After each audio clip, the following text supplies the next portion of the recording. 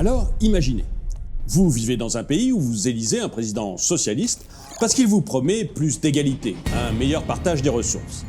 Et puis, petit à petit, vous vous apercevez que les ressources du pays sont partagées entre le président, sa famille et ses amis. Ça vous rappelle peut-être déjà quelque chose. Bref, vous élisez un président pour l'égalité et le partage des richesses, et lui, il s'en met plein les poches. Ça vous énerve un peu.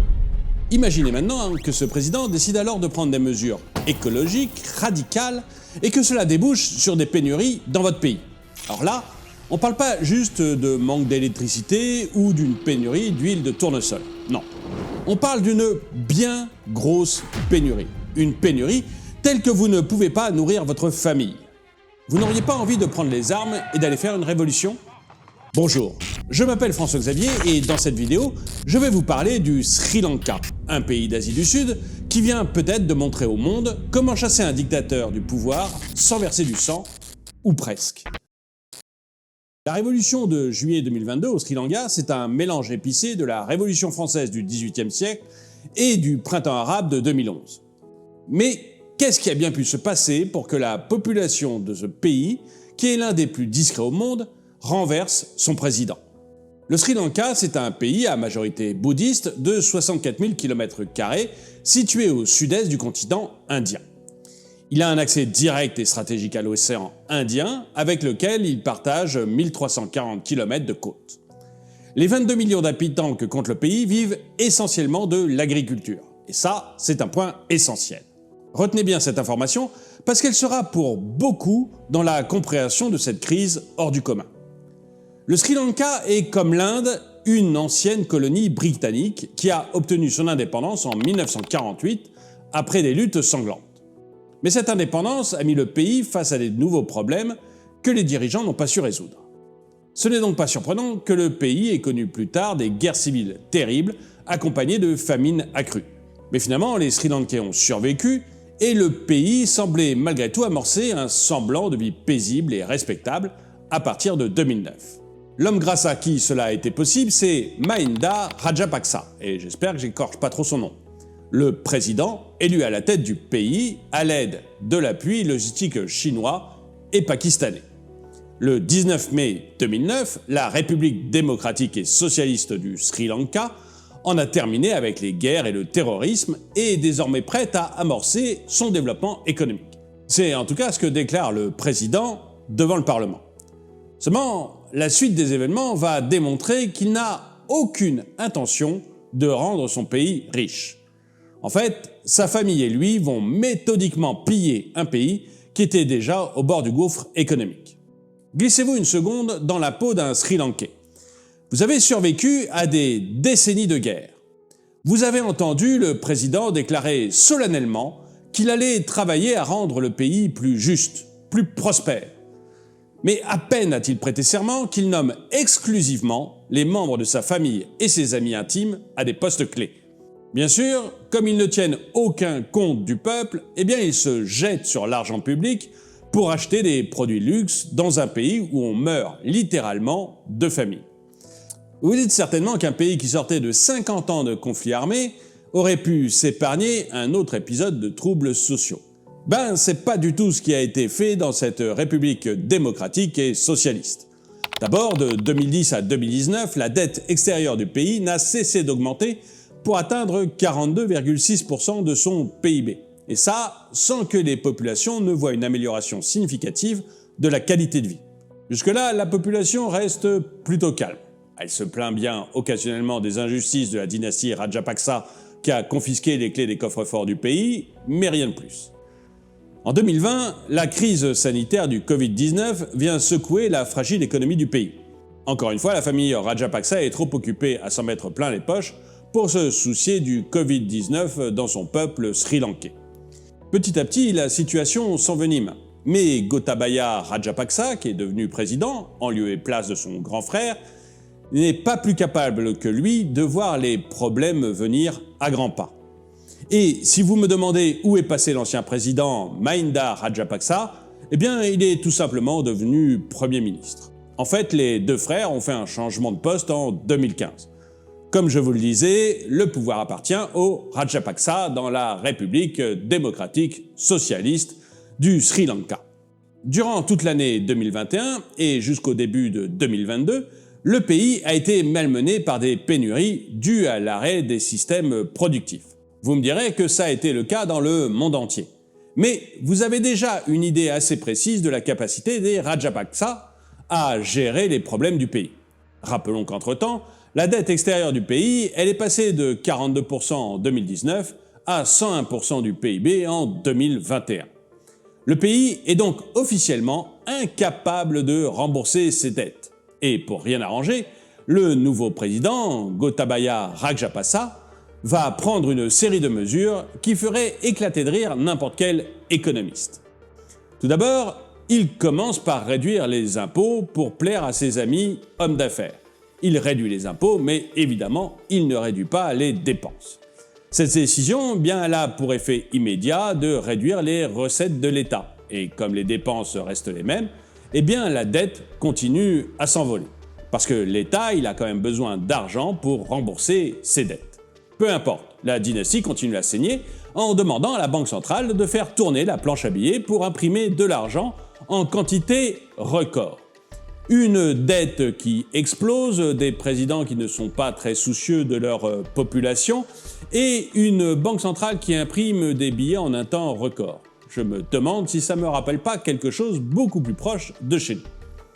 Mais c'est pas là l'histoire. On en revient au Sri Lanka.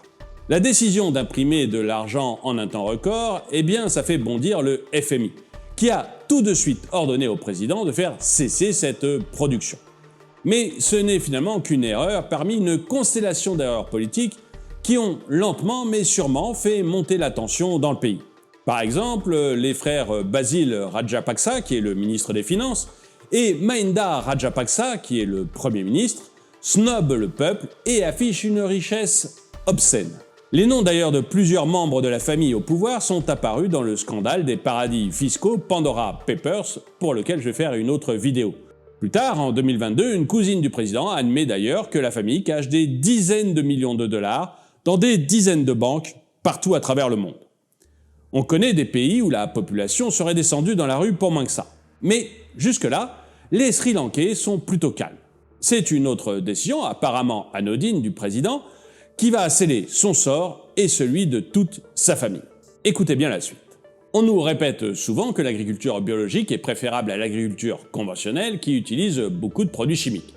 Mais peut-on cultiver des hectares de thé ou de riz sans engrais? Mettez-vous une seconde à la place d'un Sri Lankais dont toute la vie dépend de l'agriculture. Vous devez cultiver du thé en grande quantité et le revendre pour envoyer vos enfants à l'école et payer vos factures. Vous devez également cultiver du riz ou autre culture de première nécessité pour assurer l'autosuffisance alimentaire de votre famille. Et puis tout à coup, un gouvernement qui n'a pas cessé de rendre votre vie misérable depuis 10 ans vous apprend qu'il est désormais interdit d'utiliser des engrais. Personne ne sait exactement qui a pu souffler cette idée stupide au président Gotabaya Rajapaksa. C'était peut-être un problème pour lui parce que les engrais chimiques sont fabriqués hors du Sri Lanka et pour les faire venir, eh bien, il fallait faire sortir des devises sri-lankais, donc augmenter la dette du pays. Mais en tout cas, on ne comprend pas bien pourquoi il est allé prendre cette décision. Tout ce qu'on sait, c'est qu'il s'est levé un jour d'avril 2021 et a décidé que son pays n'allait plus autoriser l'utilisation d'engrais agrochimiques. Et là, si vous aviez encore des doutes sur l'incompétence de cet homme, ils doivent être dissipés à présent. Dans un pays où 80% de la population vit directement de l'agriculture, et les 20% restants en dépendent indirectement, vous interdisez subitement et totalement l'utilisation d'engrais sans avoir préparé les agriculteurs aux méthodes de l'agriculture biologique. Les conséquences de cette décision ne se font pas attendre. Le pays a perdu 425 millions de dollars rien que sur la production de thé, le fameux thé de Ceylan. Le thé pour le Sri Lanka, c'est comme le cacao pour la Côte d'Ivoire, le gaz pour la Russie ou le pétrole pour l'Arabie Saoudite. Et comme si ça ne suffisait pas, la production de riz a également chuté de 20%.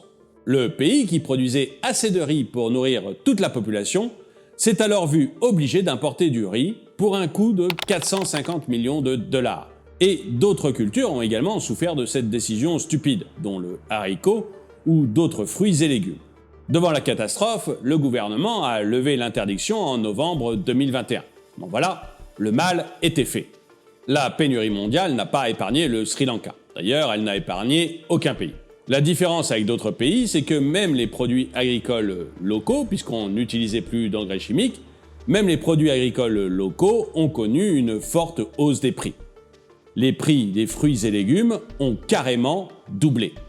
Résultat de cette hausse de prix, eh bien, les supermarchés sont pris d'assaut par les Sri Lankais les plus rapides et ils sont vidés en un clin d'œil. Certains médicaments incontournables disparaissent même des pharmacies. Si vous viviez dans un pays où vous n'avez plus de nourriture, ni d'eau, ni d'électricité, et encore moins de médicaments pour vous soigner, vous feriez quoi? Surtout que votre président et sa famille cachent une véritable fortune dans les paradis fiscaux. Avant de répondre à cette question, revenons un instant sur la crise économique et alimentaire qui a poussé la population dans la rue. Vous savez déjà que l'un des piliers de l'économie sri-lankaise, c'est l'agriculture. Le président s'est donc chargé de la plomber en interdisant les engrais agrochimiques. Mais avant, le Covid-19 s'était déjà chargé de détruire un autre pilier de l'économie du pays, c'est-à-dire le tourisme. En 2020, 40 000 personnes ont perdu leur travail dans ce pays, qui est une destination touristique de rêve. Enfin qu'il l'était. Pour dire à quel point le pays manquait d'argent, il a importé des produits pour 20 milliards de dollars en 2021 et n'a plus en payé que pour 5,7 milliards en 2022. Il ne lui reste aujourd'hui plus que 50 millions de dollars de réserves de devises contre une dette extérieure de 50 milliards. Autre problème du Sri Lanka, le pétrole. Le pays importe tout le carburant qu'il utilise. Et n'ayant pas assez de réserves, il doit le rationner. Pour un salaire mensuel de 150 €, un Sri Lankais peut dépenser jusqu'à 50 €, c'est-à-dire un tiers, rien qu'en carburant. Dans les stations-service, on peut voir des rangs interminables de motos, voitures, bus et camions attendant que le précieux liquide soit disponible. Pour limiter l'utilisation de carburant pour le transport, le gouvernement préconise le travail à distance. Mais les coupures sauvages d'électricité rendent les choses difficiles. Et même le gaz domestique est introuvable. Certains doivent parcourir des kilomètres dans une chaleur étouffante pour s'en procurer. Dans certains hôpitaux, l'activité du service de chirurgie est complètement à l'arrêt, faute de matériel pour opérer les patients. Certains médicaments pour des personnes souffrant de problèmes cardiaques et de cancer sont indisponibles. Le plus dramatique peut-être, c'est que des bateaux contenant les aliments, le carburant et les médicaments dont le pays a tant besoin sont ancrés au port. Mais le gouvernement n'arrive pas à trouver l'argent pour payer toute cette marchandise. Le FMI ne veut plus lui faire crédit, ni aucun établissement financier international. Alors comment faire lorsqu'on a un gouvernement qui n'inspire plus confiance au niveau national ou international? Comment vous réagiriez si votre gouvernement était incapable d'assurer l'avenir de vos enfants, les médicaments de vos parents âgés et de l'ingénierie pour vous permettre d'aller au travail? Si vous étiez Sri Lankais en ce fameux mois de mars 2022, est-ce que vous auriez croisé vos bras en attendant que les choses s'arrangent? Les nombreuses années de guerre dans ce pays ont prouvé que les habitants ne sont pas du genre à confier leur destin au hasard ou à la providence. Dans la suite de cette vidéo, je vais vous montrer comment ils ont réussi à chasser la famille Rajapaksa du pouvoir. Les premières manifestations ont commencé au début du mois de mars dernier. Une dizaine de personnes se rassemblaient ici et là, d'abord à Colombo, la capitale, et puis ensuite dans les autres villes du pays. Il n'a pas fallu beaucoup de temps pour que des milliers de personnes rejoignent le mouvement. Dès le 16 mars, des milliers de personnes défient l'autorité du président et se présentent devant son bureau pour exiger sa démission. Mais Gotabaya Rajapaksa n'a pas l'intention de bouger de son siège. Il répond fermement aux manifestants en imposant l'état d'urgence dès vendredi 1er avril pour 36 longues heures. Il ne manque pas de mobiliser l'armée pour faire respecter son couvre-feu. Mais le peuple est bien décidé à chasser la famille Rajapaksa du pouvoir. 26 ministres qui ont compris qu'il était temps pour eux de tirer leur révérence, démissionnent. Ils représentent l'écrasante majorité du gouvernement.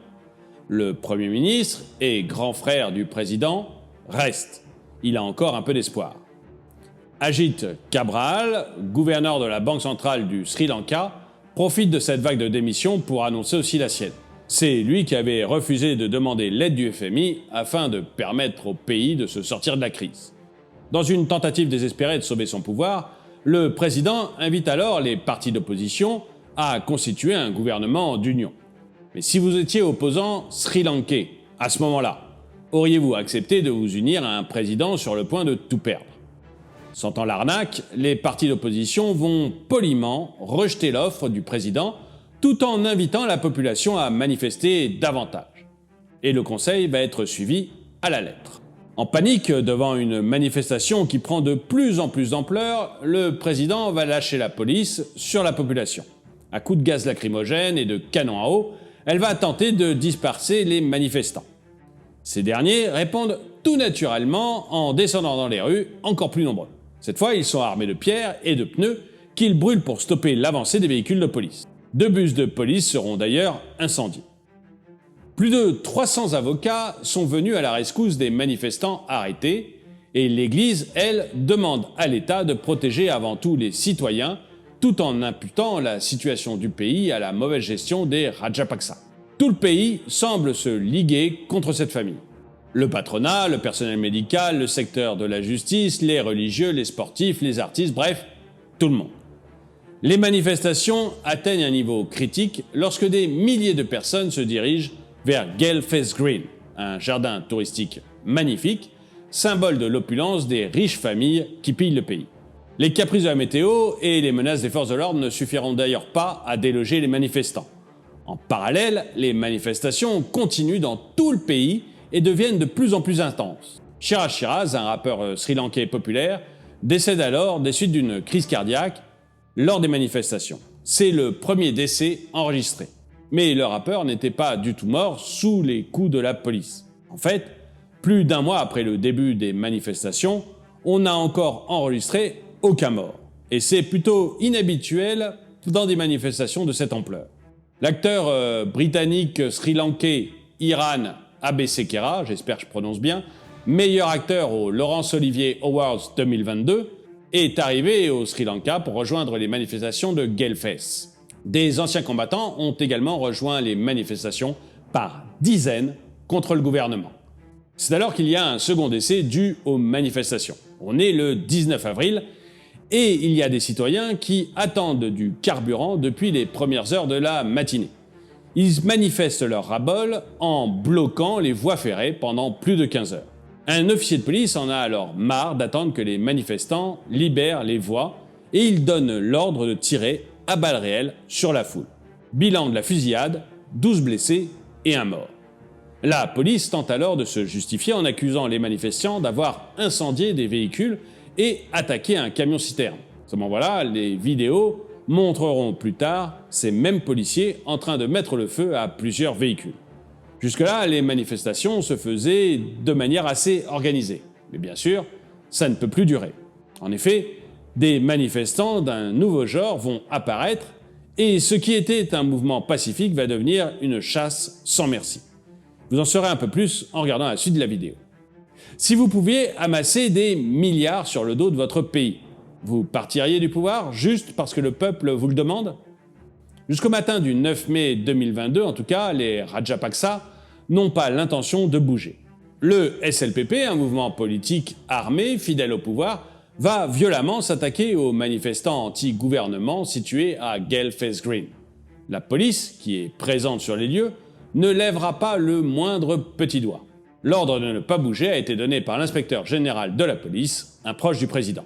Pour répondre à cette attaque, les manifestants deviennent plus violents et attaquent à leur tour les loyalistes de Rajapaksa. Ils incendient leur bus et brûlent entièrement le domicile de l'homme qui a mené l'attaque. Le soir du 9 mai, le Premier ministre Mahinda Rajapaksa lâche son frère et démissionne à son tour. Il est évacué d'urgence par l'armée après que son domicile a été envahi par les manifestants. Mais auparavant, pour ne pas se retrouver dans la misère, il avait fait envoyer de nombreuses valises d'argent vers l'Ouganda par la compagnie nationale. La situation du pays se gâte davantage lorsque le président demande alors à l'armée de tirer à vue sur les manifestants. Mais à ce stade, rien ne peut sauver le président Gotabaya Rajapaksa. Le peuple est en colère. Le 9 juillet, le président est obligé de fuir sa résidence officielle à Colombo. Malgré les nombreux policiers qui la protègent, les manifestants réussissent à la prendre d'assaut. Ils avaient mis le feu à la résidence du Premier ministre, mais pour celle du président, ils vont la transformer en lieu touristique. Certaines personnes passent la nuit dans le lit présidentiel, d'autres invitent leur famille à se baigner dans la piscine de luxe dans laquelle le président prenait parfois du bon temps. Le 13 juillet, le président fuit vers les Maldives, puis il continue à Singapour pour finir sa course en Arabie Saoudite. Le 15 juillet, le président du Parlement a annoncé la démission officielle du président Gotabaya Rajapaksa. Mais curieusement, c'est un proche du président chassé qui a officiellement prêté serment en tant que président par intérim. Est-ce que vous pensez que les manifestations vont s'arrêter? Et dites-moi aussi dans les commentaires si vous ne trouvez pas qu'il y a des relations troublantes entre ce qui s'est passé au Sri Lanka et ce que l'on voit actuellement dans certains pays européens. En tout cas, merci d'avoir regardé cette vidéo, mettez-lui un pouce vers le haut, commentez-la, partagez-la. Merci à tous ceux qui soutiennent la chaîne et je vous dis à très bientôt.